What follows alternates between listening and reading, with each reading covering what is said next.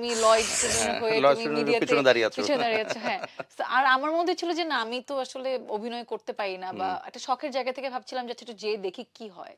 আমি আমার একটা বোনকে অনেকভাবে রাজি করাই, আমার একটা ফ্রেন্ডকে রাজি করাই, চলো আমরা যে দেখবো যে শুটিং কিভাবে হয়। কখনো তো মানে সবসময় স্ক্রিনে দেখি, কিন্তু কখনো তো জানি না যে শুটিং এর আসলে প্রক্রিয়াটা কেমন, চলো যেয়ে দেখি। তো ওরা কেউ রাজি হচ্ছিল না। পরে আমার একটা বোন আমাকে নিয়ে গেছিল সেটে। আর এডি যে ছিল নাহিয়ান ভাই, উনি বারবার বলছিল আপু আসেন, আপনি আসেন, তারপর যদি আর রাফাত ভাই দেখা গেলো আপনাকে যদি ভালো লাগে তাহলে আপনাকে কোনো না কোনো অভিনয় আবার ডাকবে, কোনো চরিত্র দিবে। তা আমি ওই জায়গা থেকে বললাম আচ্ছা ঠিক আছে, আমি একটু এক্সপ্লোর করে দেখি। আর আমার সবসময় ছোটবেলা থেকে ইচ্ছা ছিল যে কোনো কিছুতে আফসোস যেন না থাকে, মানে যেটা ইচ্ছা করবে মন থেকে ওটা আমি যেন করি, করলে আমার আর আফসোস থাকবে না। ওটাতে যদি আমি ফেইলও হই ঠিক আছে, আচ্ছা ট্রাই তো করেছি, এরকম একটা আমার মানে কাজ করে। তো আমি গেলাম, এরপরে ওই দিন অনেক রাত হলো, পরে বাসা চলে আসছে। আর ওই দিনই কানে ধরেছে যে আমি আর শুটিং এ কখনোই যাব না। রাত প্রায় 2টা 2:30টার সময় বাসায় আসছি। এটা আমার জীবনে প্রথম এত রাত করে একা বাড়ি ফেরা। হ্যাঁ, আমার সাথে আমার কাজিন ছিল। তো তারপরে খুবই এটা আমার জন্য একটা অনেক বড় ব্যাপার। আর ঢাকায় আমি তখন প্রায় 4-5 মাস ধরে আমি থাকি। ঢাকায় তখন কেন আসা হয়েছিল? ওই যে ইউনিভার্সিটির জন্য। আচ্ছা, হ্যাঁ, পড়াশোনা করতে। তো ওটা আমার জন্য, আর আমার আব্বু আম্মুকে আমি খুব বলতে ভয় পাচ্ছিলাম যে এত রাতে বেলা শুটিং করে আসছি। তো পরে রাফাত ভাই হচ্ছে আমাকে, সে হয়তো বা তখন শুটিং সেটে নোটিস করে, বারবার আমাকে আমার নাম ধরে ডাকছিল যে তুমি এখানে দাঁড়াও। মানে সে আমাকে ব্যাকগ্রাউন্ড আর দেয়নি, সে আমাকে একদম ফোরগ্রাউন্ডে একটা সিনের মধ্যে আমাকে একটা সিন দিয়েছে। যদিও মিউট সিন ছিল, বাট ফাইন, মানে আমার জন্য এটা অনেক ছিল।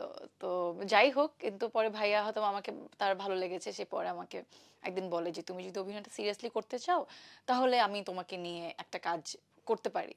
তারপর আমি বললাম যে ভাই আমি তো আসলে পড়াশোনা করছি, আর আমি মনে হয় না সিরিয়াসলি করতে পারবো, বাট ভালো চরিত্র পেলে আমি হয়তো বা চেষ্টা করে দেখব। পরে উনি আমাকে অপূর্ব ভাইয়ার বিপরীতে 2019 সালে টু বি ওয়াইফ নামে একটা নাটকে কাস্ট করে। এখানে অনেকগুলো চরিত্র ছিল, প্রায় 5 থেকে 6 জন। মেইন ক্যারেক্টারে ছিল পিয়া বিপাশা, লাস্টে মেহজাবিন আপু আসে, আর এর আগে আমি, তাসনিয়া ফারিন, আরো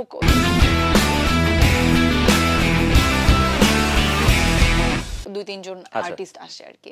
মানে এটা একটা মানে যেহেতু টু বি ওয়াইফ, সো অনেকগুলো ওয়াইফ ঘোরাঘুরি করছিল, পাত্রী দেখার একটা ব্যাপার ছিল। আমার ক্যারেক্টার ছিল পাত্রী দেখা। তখন আমার বয়সও কম, আর আমি ওরকমই ছিলাম যে এরকম কম বয়স্ক একটা মেয়েকে দেখতে আসে, একটু নার্ভাসনেস থাকে মেয়েটার মধ্যে। তো ওইভাবেই ডেলিভারি করি। মানে এটা আমার ওই জীবনে প্রথম, আমার একদম আমার সামনে ক্যামেরা, আমি ক্যামেরার সামনে তাকিয়ে অ্যাক্টিং করছি অপূর্ব ভাইয়ের বিপরীতে। তো এটা আমার জন্য একটু নার্ভাস তো ছিলামই, তারপরেও মানে ডিফারেন্ট একটা এক্সপেরিয়েন্স। যা হচ্ছে শুটিং তাহলে এভাবে হয়, মানে দেখা গেল অনেক সময় এত ক্লোজ শট যে কো আর্টিস্টের এখানে থাকার মতো স্কোপ নেই, কারণ ওখানে সব ক্যামেরা জিনিসপত্র। দেখা গেল যে আমিও ছিলাম না অনেক সময়। তো অপূর্ব ভাইয়া এমনিতেই ক্যামেরার পাশে তাকে ডায়লগ দিচ্ছিল, আবার যখন আমার শট তখন আমি অপূর্ব ভাইকে মাথায় রেখে ওখানে ডায়লগ দিচ্ছিলাম। এটা আমার প্রথম যে শুটিং তাহলে এভাবে হয়। তো এই ফার্স্ট এক্সপেরিয়েন্স। এরপর আমার কখন নাটক করা হয়নি, তা কিন্তু ওই কাজে আমাকে অনেক মানুষ প্রশংসা করে। তারপর কি গ্যাপ ছিল? গ্যাপ ছিল না, মানে আমি তো পড়াশোনা নিয়ে ব্যস্ত ছিলাম। প্রায় 4-5 মাস পর আমার বিজ্ঞাপনের জন্য কল আসে।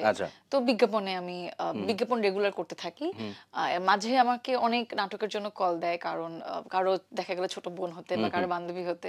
কিন্তু আমার কাছে কেন মনে হচ্ছিল যে না, আমি আসলে ছোট বোন বা বান্ধবী করব না, হলে মেইন লিড না হলে না, মানে এটাও ভাবিনি যে ভাবলাম যে আমি মানে বান্ধবী বা বোন করব, মানে মেইন লিডের এক্সপেকটেশন ছিল না, কারণ আমার তো অভিনয়ের ওই মানে একটা পোর্টফোলিও থাকতে হবে বা আমার তো একটা জার্নি থাকতে হবে। কিন্তু আমাকে একটা জিনিস বলো, সেটা হচ্ছে যে এই রহস্যটা তুমি আজকে উন্মোচন করো, আমারও তাহলে জানার আমার আগ্রহটা আরো বাড়লো, যে যেহেতু তোমার কোনো ব্যাকগ্রাউন্ড নেই, কোনো সাপোর্ট ছিল না, এবং তুমি কোনোদিন সেভাবে কোনো চর্চাও করোনি, তাহলে how come you became such a good artist?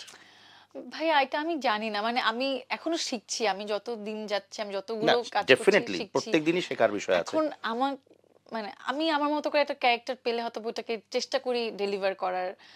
আমার ইমাজিনেশনটা একটু ভালো, মানে আমি অনেক ইমাজিন করতে পারি। সেটা মানে কোনো গল্প শুনলে আমি, থাকে না, আমার চোখে ভেসে উঠে যাচ্ছে এটা এরকম এরকম। চেষ্টা করি আমার ওই ইমাজিনেশনটাকে ডিরেক্টরের পয়েন্ট অফ ভিউ, ওনার যেরকম চিন্তা, এটাকে বাস্তবে একটা রূপ দেওয়ার, এটা চেষ্টা করি। এখন এটা যখন দর্শকের ভালো লাগে তখন মানুষ বলে যে গুড আর্টিস্ট।